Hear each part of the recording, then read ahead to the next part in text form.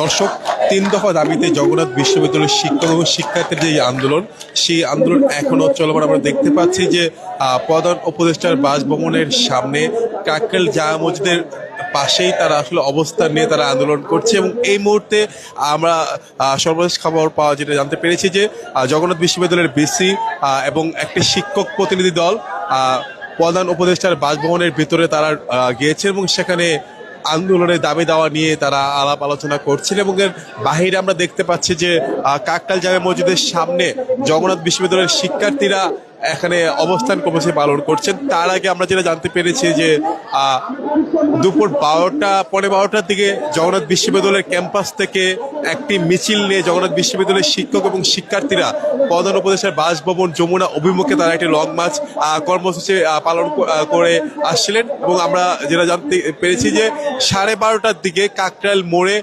পুলিশের সাথে এই লং মার্চকারী আন্দোলনকারীদের সাথে সংঘর্ষ বাধে এবং police tear gas, sound grenade সহ জলখাবার নিক্ষেপের মাধ্যমে তাদেরকে ছত্রভঙ্গ করে দেয়।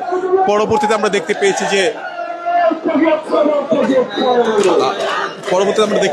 পেয়েছি যে একটার কিছুক্ষণ পরে তারা আবারও কাকরাইল মসজিদের সামনের এই রাস্তাটা অবরোধ করে তারা অবস্থান কর্মসূচি পালন করছে। এবং এই মুহূর্তে প্রধান উপদেষ্টা বাসভবনের ভিতরে জগন্নাথ বিশ্ববিদ্যালয়ের বিসি এবং তাদের কিছু শিক্ষক প্রতিনিধি ভিতরে তারা বৈঠক করছেন। বাইরে সাধারণ শিক্ষার্থীরা অবস্থান কর্মসূচি পালন করছে।